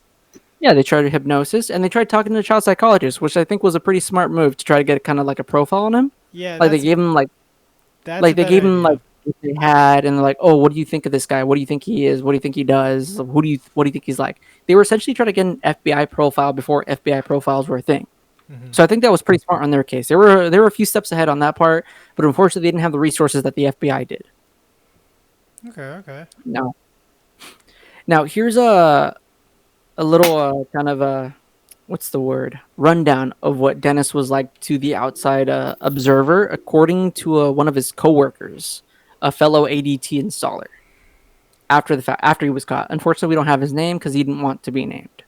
Now he said Rader was seemingly normal, while sometimes stern and a little controlling. Again, he liked control, and you can tell that in his everyday life. Like so like one of the examples he gave was like he was kind of like in charge of their little group, and he would refuse to give like new rolls of tape for their work until they brought him the old cardboard empty rolls of tape to prove that they've already used the other tape. Oh wait, yeah. I actually saw that in Mindhunter. Yeah. Yeah. But again, Uh, hang on. Sorry, no offense, but didn't mean to cut in. But I kind of understand. You wouldn't want people to waste your tape or your resources. You wouldn't want people to waste stuff if you're running a business, right? Like you would want to cut cost to the most. Maybe not like that extreme, but I could see it for other things. Like for example, if you run out of, I don't know, maybe like an $80 item breaks, right? Like I'm not just gonna trust you that it broke. Like let me see that it broke, and I'll get you a new one. I don't know, man. It just kind of sounds right now that you're sympathizing with the serial killer here. Spoken like a real serial killer, huh, Ben? Yeah, for sure. Hey, Ben, can I have some tape? Yeah, stupid. The next part, though, that he described about him was definitely super suspicious, and I don't get why he still said he kind of seemed normal, because if any of you did this, I would be like, that dude's killing people, like, all the fucking time. That's a hobby. Now, he said he noted that he would have a dark blue gym bag with him at all times when he was at work in his work truck, and he was unusually protective of it. And he would disappear for hours on end while on the job while looking for parts. Tell me that's not really fucking suspicious. Well, maybe like serial killer wouldn't be the first thing that came to my head. I mean, suspicious gym bag and disappearing. Come on. I mean, Why of the gym bag? That's where he put all his like killing. That was his kill kit, pretty much. Well, okay. Yeah, but how do you know that that's his toolkit and not just like a bag of his like dirty deeds? He's super protective of it. Like, why the fuck would you bring your dirty deeds to work? No. What if that's the only place you had to keep it? That's why people were suspicious of it, though. It's like, why are you always carrying this gym bag like all the time? That's why people. No. Sorry, go ahead. So, I mean, if you consider back in the time, this is something like we kind of all seem to be forgetting. Serial killers weren't a common thing. The only reason we think that's suspicious is because there's like hundreds of them that we've learned from. There's been movies, documentaries, everything, TV shows based on these guys. So to us, it seems fairly obvious to be like someone that's doing this, keeping a gym bag that they don't want anyone looking at, disappearing for hours on work. It seems extremely obvious that that's something odd. You'd want to report it. But since, back then there weren't too many of them, I could honestly believe that they'd probably think like, oh, he's just really private about his stuff. Oh, he disappears for hours on work. Maybe he's playing hooky, or maybe he's off like, smoking and eating and just doesn't want to work and he's lazy. Maybe here's a theory, maybe he was just really ashamed of his secretive sex toys and he just doesn't want anyone seeing them and he's disappearing for hours looking for other toys. Like, I get it. It's a bag of dildos and he disappears from work because he likes to go out into the woods and fuck himself with it. That's what I'm saying. that makes perfect sense. I don't know. Why does it gotta be instantly a serial killer? It gives me the same vibe. I thought, like, what if this dude was just selling drugs? Don't go in the basement. Okay, I mean, I leave work for lunch all the time, right? Like whenever I take an hour lunch. Oh, but he didn't take a break though. He left work for like hours at a time. Like maybe like 3 or 4 hours, right? Yeah, like a couple. But it might have not been unusual because he's he's got to drive around installing stuff. That's not too bad though, no? Because I just think he's Yeah, because he has to install a bunch of stuff, right? So maybe, like, the first thing that would come to my mind, as it does already, is the fact that maybe my drivers are taking longer than they are, and they're just getting free money from the hour. True, but he's notorious for trying to save tape. So what is it? Is he saving money, or is he a power control freak? Those two things don't add up. But either way, besides the whole really weird 2 big red flags, he was remarkably unremarkable. He was just plain in a superficial way. Kind of like just like your everyday kind of Joe thing if you don't know him on anything else other than a superficial level. Yeah, that's what I'm saying. So maybe, like, to me, it wouldn't necessarily be just straight to, like, suspicion of maybe he's a murderer. It would just be like, maybe he just likes have more free time, or maybe he just wants to be by himself for a few hours, or you know what I mean. But it wouldn't be like maybe straight he's to cheating on his wife. yeah, Yeah, or with like a his wife, normal I don't know. sort of thing. Yeah. Or maybe he was cheating on his wife, and I like mean, nobody just thought about it. was. Maybe he was having an affair. Yeah, I mean he was because he was raping these women. I But mean, to yeah, be Yeah. honest, I'd rather be cheated on than figure out my significant other was out there murdering people. You know what? Yeah. I'd choose it 100 times over. I'd rather be Yeah. cheated on Yeah. than figure out. Oh, hey, did you know your girlfriend is a serial killer and she's killed like 14 people so far? Oh fuck, Yeah. man! I was really hoping she was getting railed. Like, God god damn it! damn it! Like, why couldn't you just be a goddamn cheater? For fuck's sake. I wish you banged 14 guys instead. For fuck's sake. Oh, I don't know. 14 That's is a just me, specific number. But, personally. I uh, would not actually. But Oh, yeah, fucking- go on. what the fuck? Like she came up was like, "Babe, I've been cheating." Like, oh, thank God! I thought you killed a kid or something. All right, we can work through this. We can work through this. I mean, in retrospect, I don't know. Well, if they said that and they went, "Listen, I did cheat, but I didn't murder anyone." So, in perspective, I think you should be pretty grateful how things turned out. If she said that, I'd be like, "What the fuck does that have to do with anything?" Well, I Alright. cannot argue with that logic. I cannot argue. With that. That is true. All right. Now, sometimes him and his coworker, the one that was mentioning what his personality traits were like, they would go out drinking, just regular everyday Joe stuff after work, and like they'd notice like sometimes they'd have too much to drink, just regular stuff. But sometimes his wife Paula Rader would call asking if she knew where Dennis was, since they were drinking buddies. So it was another red flag. He would just like fucking disappear, and then his wife's like, "Hey, you know where my fucking husband's at in the middle of the night?" Wait, who did she ask that to? The coworker that was describing what he was like. Oh, what would the coworker say? Was he like, I don't know? It didn't say that in the book. I'm assuming he said, "I don't know." I don't know what kind of friends they are. Maybe he covered for him. Maybe he thought he was just like cheating or something. We're like, oh, he's that. Because We're golfing. Because you think after enough times, We're golfing at midnight. Uh-huh. Because you think after like maybe like a couple of times after hearing, oh, I don't know where your husband is, like she'd actually like start going after her husband or like trying to figure out what the truth is. But how long was It this could going be, on? but also it could be like some really strong form of denial. No. They're married. I'm assuming she used to love him at least. Was loyal. It's kind or of like one stuff? of. He's kind of like one of those things she's afraid of. Or what if she suspected this and like she's like I'm not gonna confront a fucking serial killer who knows where me and my kids live. All right, that's fair. Who comes home to me and my kids? Like, Yeah, fuck. exactly. To our kids. Yeah. Oh man. She's fucking scary. Which again, I've heard like sayings that he wasn't a perfect father at home. He was a perfect father outside and a perfect husband In the outside public to eye. his wife. Yeah, in the public eye. But in private. I don't have any hard proof or any text of it because unfortunately this was a really quick research. I'm pretty sure there's something out there that says he was a piece of shit at home or something. But my main source is just this book, and this book is fairly old. It was put together, I believe, in the early 2000s with stuff sorted from like 1960s to 2005 when he was arrested, and a That's little alright. after. So it's Better than Wikipedia. yeah. I mean, Wikipedia is pretty fire, dude. True. Yeah, they have their sources right there. You can go to them. Now, wait, why was that funny? Because I just feel like if you go to the sources, it doesn't necessarily always mean that it's true. Aren't Well, all yeah. sources combined in some sort of bias?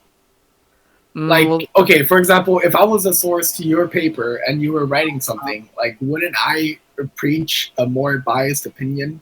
yes, yeah, I get where you're going at, but I mean that when someone writes something on Wikipedia, you can go to the source itself and see if it's a good source for, let's say, an academic paper. If you go to the Oh, okay, source that's and right. let's say you're reading up on, for example, let's just say Dennis Rader, and it says source number 2. You click on source number 2, and you click on it, and it takes you to balllickers.com/Dennis Rader. Then you know it might not be completely accurate. But if it Alright. takes you to FBI.gov, you're like, okay, this is probably a good source. For any young high school or middle school students that have to do research on papers, that's a cheat you can do when your teacher says, "Oh, you can't use Wikipedia as a source." Wikipedia gives you a list of sources to look up. Mhm. No, don't.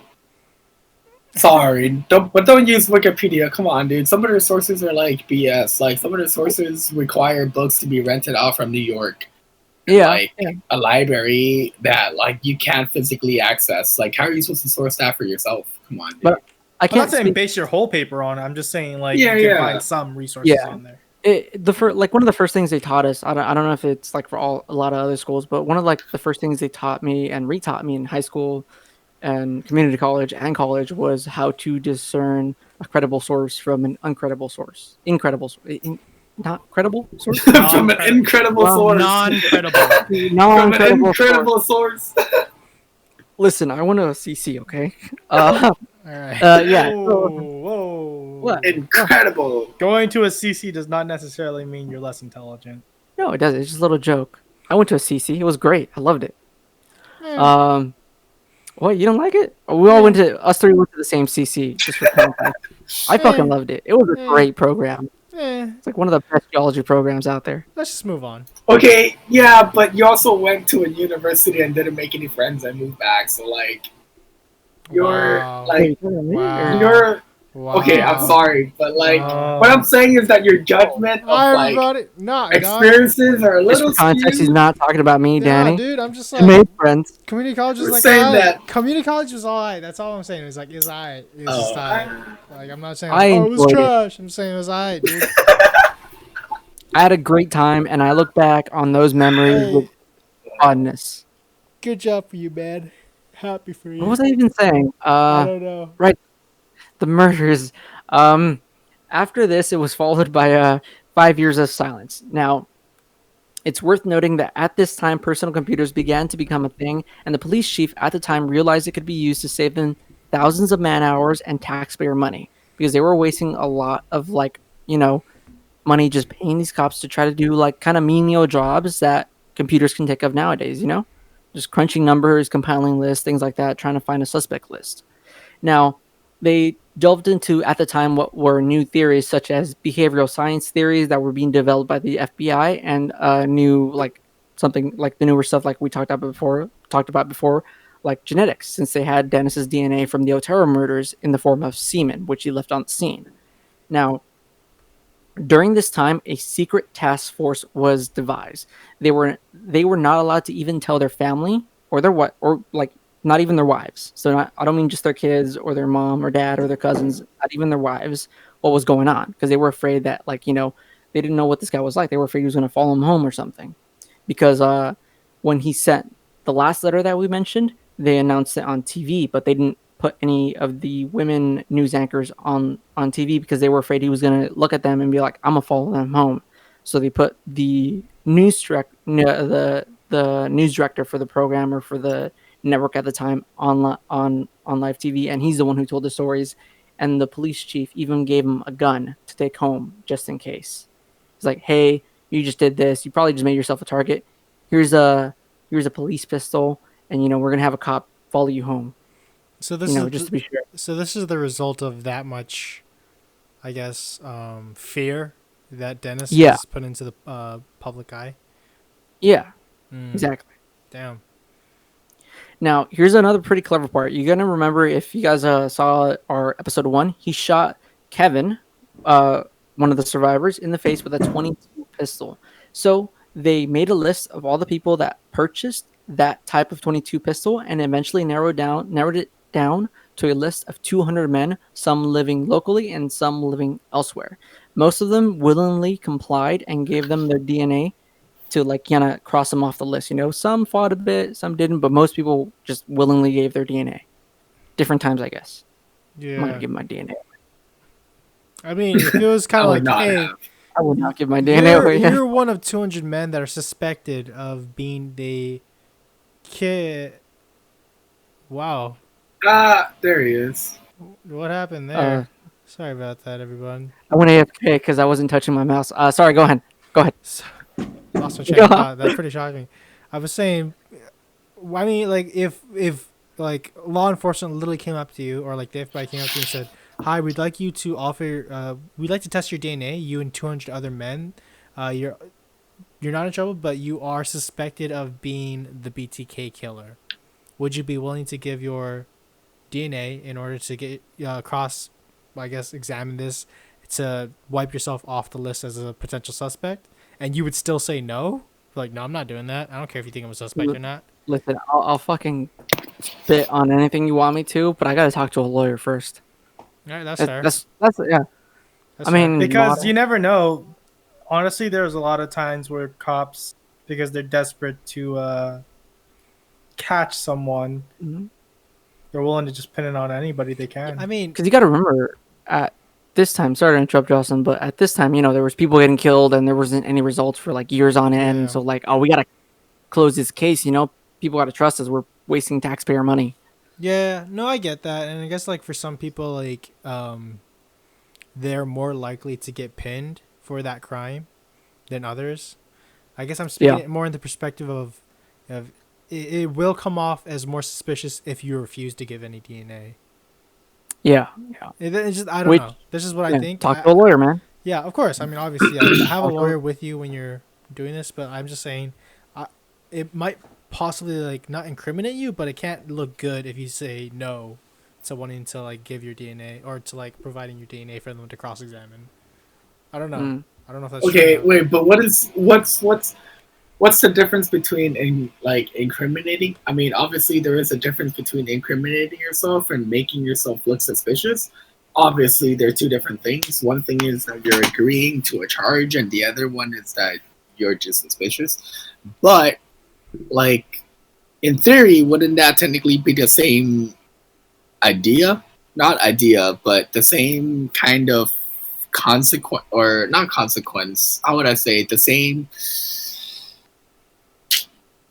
result that you would achieve for not complying, like just Now- because I'm not complying doesn't necessarily mean that I'm suspicious or that I'm a suspect. hmm It just But- means that I I think what you're trying to get at is when you like plead the fifth, like the right to not self-incriminate.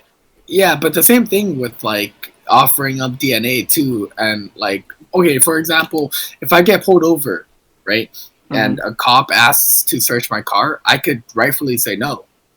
Would that make me suspicious? I don't necessarily think so. That's just knowing my rights. No. I'm not saying you are suspicious. I'm saying in their eyes, you will look suspicious. They don't care if it's like within your rights. I'm saying if you refuse to do what they say, in their eyes, you are suspicious to them. Yeah, In well, their that's perspective. dumb. The All right, system's broken. Yeah. The system's broken. The justice Yeah, but system is also broken. some of these people that didn't initially want to provide DNA, they sort of gave them kind of strong arm sort of speech. They're like, all right, if you don't want to give us your DNA, we're gonna have to interview your boss, your employees, your family, your friends, your children, every single person you know. We're gonna turn your life we're gonna turn it up and over. We're gonna fucking skulk through everything you have. So they Gonna bullied turn your life upside down. They bullied their way into receiving a lot of like voluntary. Well, when you have an entire city giving you crap for not finding out who's doing all these murders, you kind of get pressured to do whatever you have to do to put a pin in it, The government got away with way more back then than they could get away with now. I mean, they're getting away with a lot right now too. Yeah. Well, they're probably getting away with a lot right now too. Yeah. Well, yeah, definitely, but not as much as what they were before, especially within public opinion. Yeah, dude, especially with the rise of like cell phones and stuff like that, and like people are always recording everything, and then people are like, I don't know. People are always going to find a way to justify anything they see, even if it's on cell phone evidence. Well, obviously, he shouldn't have talked back to this copper FBI agent. Like calling someone a cunt justifies you getting blown away or something. Obviously. If someone calls me a bitch, I'm gonna call them a bitch right back. I'm not gonna fucking unload on them. It's just fucking. But that's just my opinion. Go on, Austin. You're saying? Well, I was gonna say, they could be doing whatever they could be doing. They could be trying to disrupt radio waves. What did using 5G to give us Corona? Yeah. I forgot. I was trying to reference what our beloved president was saying about that old man in that one video. Oh yeah, that old man. Where he got shoved. He was obviously. Wait, the one that got shoved or the one that fell and there was like blood pouring out of his ears? The one one, The that, one that fell. they're both one and the The one same. that fell. Quote unquote fell. Yeah, the one that fell a little hard. That looked a little harder than. That's it the should have joke. been, Yeah. you That's the know? joke. There was fucking blood pouring out of his ears, man. It was, No. According to him, he was an Sorry, actor. it's not the joke. The joke. Yeah. Yeah. He was No, an yeah. actor that had a blood packet like right here, and you see Yeah, that hearing and that's aid what in I the. mean. You see the hearing aid in the video. That's not a hearing aid. That's obviously a little like tube where the blood can spurt out. Mhm. It's And that's what I used- mean. The fucking mental gymnastics. Even if there's video evidence, man. Justice system is flawed. There it is. Go But on, then Danny. also, I can't really argue too much because I guess I'm a little biased too when it comes to that kind of stuff. Because when I see a UFO video, I go, nah, that's a Chinese spy plane. Can't be an alien. Why gotta be Don't get Chinese? me started. Why Don't gotta be Chinese? don't get me started. I don't know, man. That's We're like skipping our main over this. competitor. We're skipping over Yeah, this. Go on. we can't- Go on. Come on. Some people refuse to give. I'm about to cancel your episode, Danny. Come on. Some people. Oh. Right, we're gonna have to dedicate a whole nother episode to this. But eventually, in October of 1984, FBI criminal profilers, including one named Roy Hazelwood, provided the cops with their first detailed impressions of BTK. Now, Hazelwood thought BTK practiced bondage in everyday life and that he was a sexual sadist, a control freak. If you can tell, this is so far pretty accurate, which is it's pretty cool, actually. Like, they just tell what he's like. What? A control freak and could interact with others only on a superficial level. Again, the same thing his coworker said. He seemed like a pretty normal dude on a superficial level, but no one really got to know him deeper other than, I guess, his family. And he could have been a complete piece of shit to them. Now, there's a quote, quote, "You know him, but you don't really know him," end quote. The profiler felt that BTK would do well at work. He wouldn't like anyone telling him what to do. And, quote, "he would love to drive, ... People would associate him with driving," end quote. Again, another aspect of his job, driving around a lot. Which, if you guys remember from episode 1, he used that kind of job to stalk out other people or other victims. So he was kind of always on the clock for, quote unquote, both jobs. His serial killing job and his actual job. He was doing both at the same time. Would you really consider serial killing a vocation? Well, no, but I mean, he considered it his job, his lifestyle, his thing. Like a fucking You know? loser. Well, Yeah. like, how would you define it? Like, it can't be a hobby, right? No, it was something Why not? he did 24/7, essentially. He was like fucking... What do you mean, why No. not? Like, why not? Like, if he got off on it and if he actually enjoyed it and if he enjoyed the process and the actual learning about his victims, stalking them, coming up with all of these ideas of how to kill them and going with a perfect plan and then writing newsletters or poems to police departments and news or I think hobbies like should... publishers, you know what I mean? Yeah. If he's into it, would that not be a hobby? I think Like, what hobbies should defines be a hobby strictly... from like I don't know, what? arts and crafts. what do hobbies obviously hiking. have to always be good? I mean, come on, there's some hobbies that are clearly bad for you, like gaming. Like, let's be What? real, gaming's not good for you guys. Like, It's all you're not right. gonna admit that, right? Like, some hobbies are not good, right? That's just how it is. So you're saying things Why like can't this be a smoking hobby? crack, that's a hobby. It's a hobby until it's an addiction, but it's a But- hobby. This could be an... Okay, this I is think an it's addiction more to an him. addiction than anything. Yeah. Same thing with smoking pot, right? Like, it can be a hobby until it takes over your life and then it becomes an addiction. Well, I mean, according to Ed Kemper, like according to Ed Kemper, what they do and what I'm Who's Ed Kemper? the co-ed. He's killer. a co-ed killer. He's he's Woo, another. we will cover Oh, it in another yeah. He's episode another. one day. He's one of the more intelligent serial killers that people FBI have ever like interviewed and stuff like that. He stated that like what they do, and I mean serial killers in a general sense, what they do, it's more than just a hobby to them because, like I guess to them it's more of a passion. It's more of like something that, like Austin said, it's more of a job or a vocation to them. But what if? Then it is Yeah, a but hobby. wouldn't? Okay, but wouldn't a hobby just be?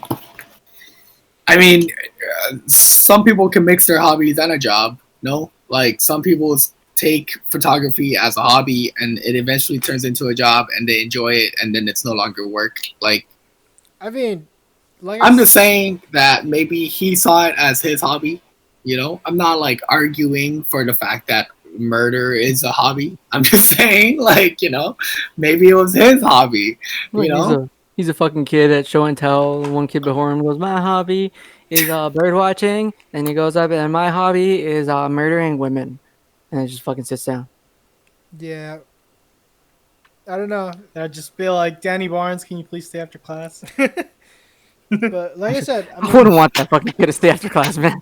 like I said, Fuck out of my like classroom. I said, if really, Ed, dude. if Ed Kemper, a serial killer himself, said that serial killing is more than just a hobby, I'm gonna take his word for it. That to them it's more than just a hobby. Why?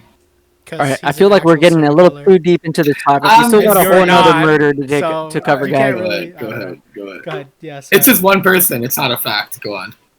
Okay.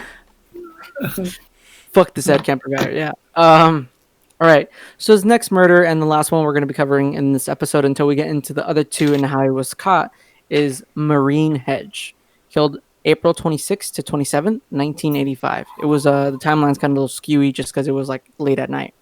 This is the one where I mentioned it's kind of a I don't want to say clever because it sounds like I'm praising him, but it was clever-ish. It was Like at the the time. straight facts are that this was probably his more successful. Yeah.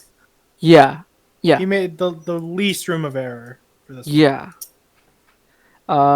Now, Marine Hedge was a 53-year-old widow that worked at a coffee shop that was located in a medical center. She was 5 feet tall and weighed 100 pounds. Very small.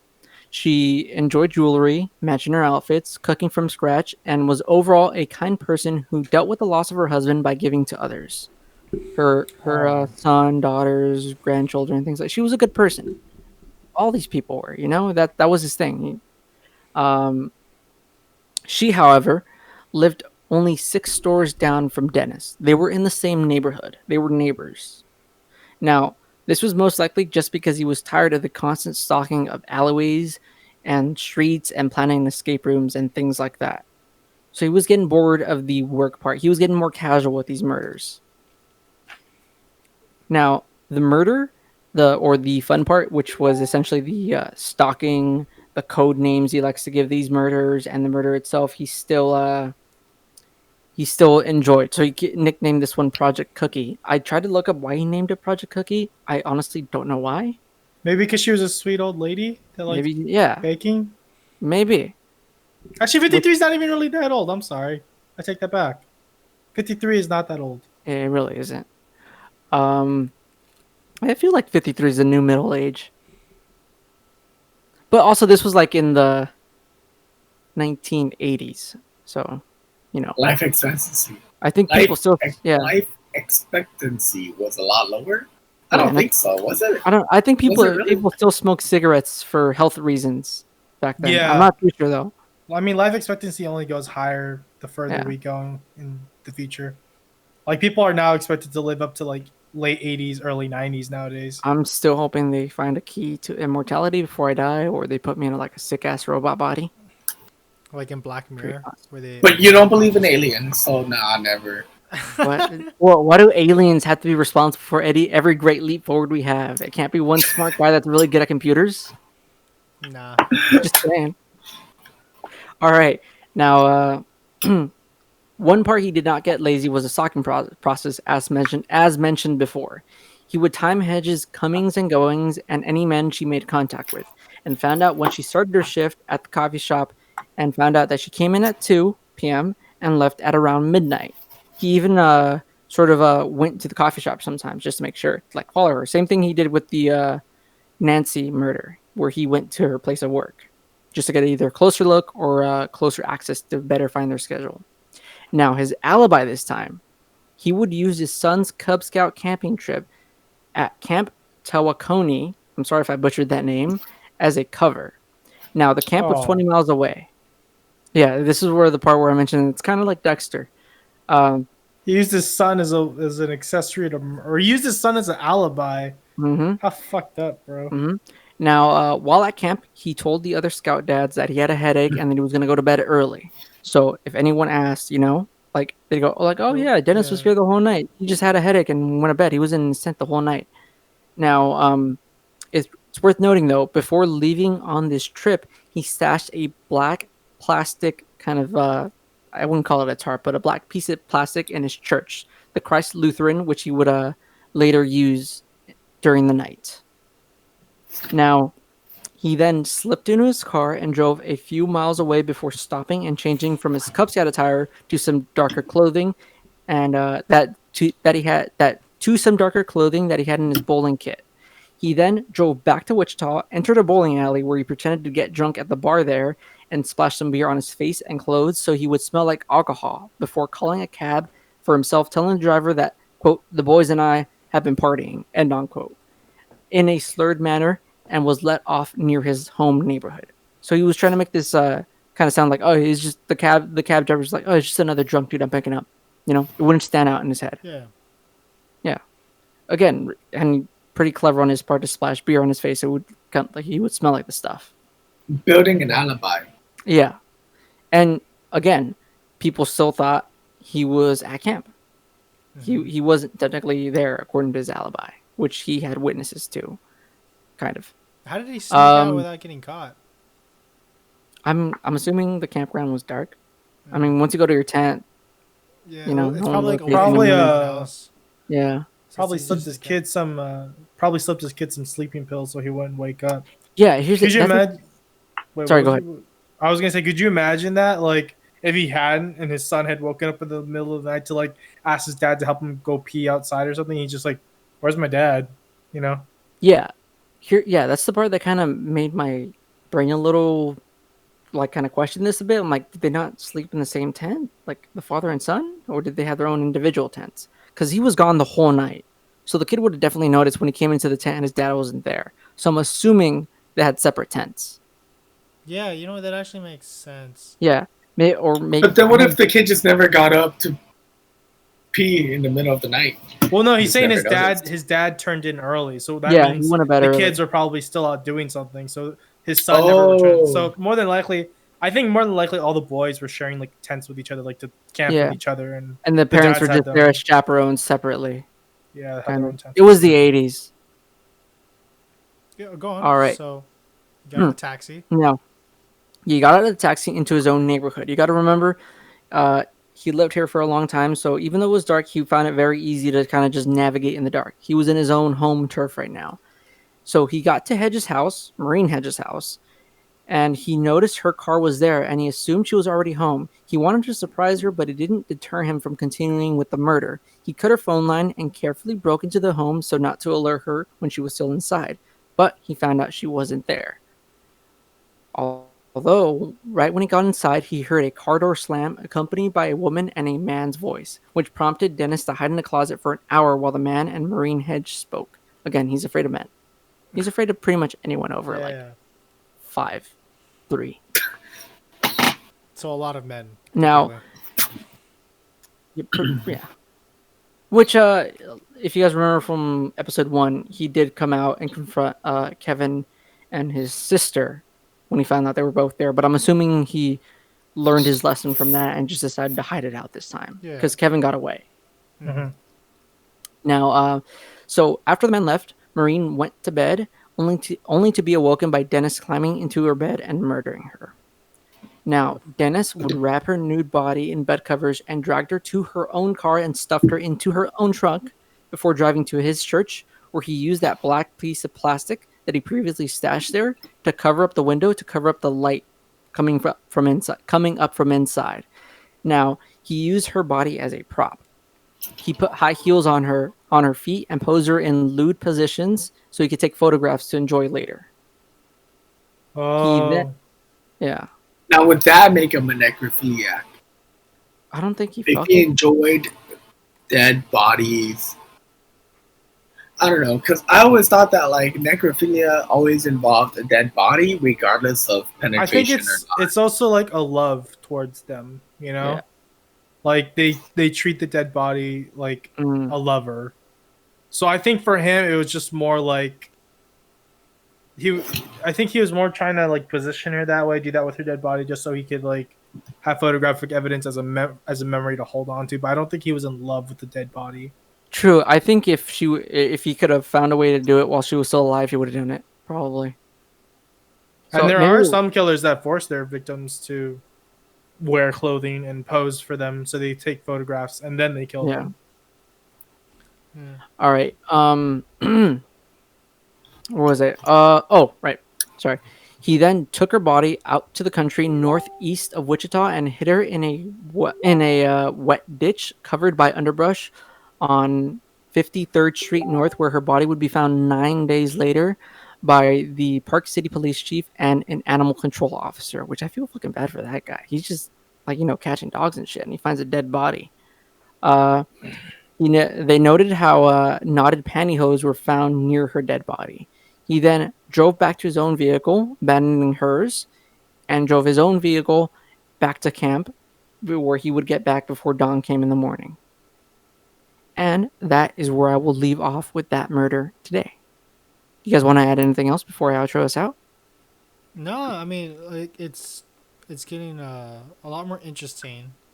I'm learning a lot more about Dennis than I previously did, and the more I'm learning, it kind of makes me think more like Jesus Christ, like God damn, how did this guy evade the cops for so long? Still, you know what I mean? Yeah, and even after like he got back, like the rumor spread that like maybe like Marine's boyfriend did it, and then like Dennis is like, nah, he didn't do it, which I think is fucking stupid. Why wouldn't you double down on that to try to not get caught? But again, that like he wanted people to know that it was BTK. Yeah. You know? I don't know.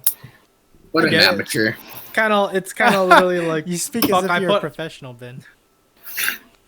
Like he put in all this effort, and then someone else is getting credit for it. He's just like, no, fuck that. Like, yeah, no, I want people to know that I'm the one that did it. I'm BLT. You know, I'm just a fucking super scary killer that everyone should fear. Yeah, and that's why he got angry when his poem wasn't printed on the newspaper. Yeah, seriously, poetry though? Come on. I don't know. I mean, whoa, hey, fucking edgy, man. No. You just don't get talk shit about poetry, man. Poetry is where rap came from. Stop trying to like read in between the lines. I said, right, there's a bit of a difference between like what Dennis is writing and like like a Pulitzer Award-winning songwriter like Kendrick Lamar. Okay. Like I'm trying to say, all right, why man. is this at least Kendrick can spell writing poetry? I don't know. Like I said, I'm not dissing poetry itself. I'm just more of a question of like why, as a serial killer, why are you writing poetry in hopes that it'll get published and put out into the fucking like public for the world to see? It just doesn't make. I don't know. It just seems like a very. He probably wanted to sound really fancy and just like, oh, I'm this super sophisticated, Shakespearean, brilliant-minded killer that no one will ever catch. They want to be Let dark. me flaunt my intelligence all over them as I spit prose and poetry at them. You want to be dark and edgy. You know? Oh god, so he's like an Edgar Allan Poe type, huh? Yeah. Yikes. Maybe. All right, guys. Anything else to add? Nah, I'm good. But I mean, that's pretty good. That's a pretty good episode. So that concludes today's episode of Shrieks and Geeks. If you guys enjoyed listening to us today, please follow and subscribe to our show for more weekly episodes every Wednesday night. We upload these on Spotify, but we do stream these on Friday night. That might change later on, though. And after... Sorry, go ahead. I want to cut in. Actually, it releases every Wednesday morning at 6 a.m. So if you want to listen to us on your early morning commute, highly suggest doing so. And after dark or off the script episode, depending on which one you're listening to, we change the name later on. Sorry about that. Where we talk about whatever we want is aired. We stream it every Saturday night, and we put it on Spotify every Friday night, I believe. Right, Ozin? Friday morning. Friday morning. As well. Follow us on Instagram at Shrieks and Geeks Podcast. Make sure it's the full word podcast. And on Twitter at Shrieks at Shriek_Geeks. I'm going to repeat that because I stuttered. At Shriek_Geeks. Shrieks_Geeks. Whoa, that's what I said. You said shriek. Yeah, you said shriek. It said shriek right here. There's no S. Okay, that ain't on me. Shrieks _ geeks. Thank you. All right, all right, all right. And yeah, if you guys feel free to email us too at shrieks.geeks@gmail.com. You know, any comments, Yeah. questions, things like that, or any stories you want to share that like, you know, maybe came up during this show, Yeah. or anything interesting tidbits that you have to add. We're going to be streaming again tomorrow night at 8 p.m. So if you're with us tonight, please watch us again tomorrow night. We're going to just talk about whatever. Feel free to engage with us in the chat. Maybe bring up some topics we can talk about. Remember, we are on Spotify, so please check us out. Any and all support would be great. Anything else you guys want to add? We're also on Mhm. Apple Podcasts. And So on if you don't want to listen on Spotify, check us out on Apple Podcasts. But anything else? Yeah, good. yeah. Tomorrow, for the After Dark episode, we're gonna be talking about some current events, some stuff that has been building up lately, in world news and stuff like. Well, at least I will. World news and stuff like that. So tune in. It's gonna be an interesting talk. Yeah. Yeah, that's it. Yeah, we'll be here tomorrow night, 8 p.m. Thanks everyone for watching us, all right? Have a nice night, night, guys. guys.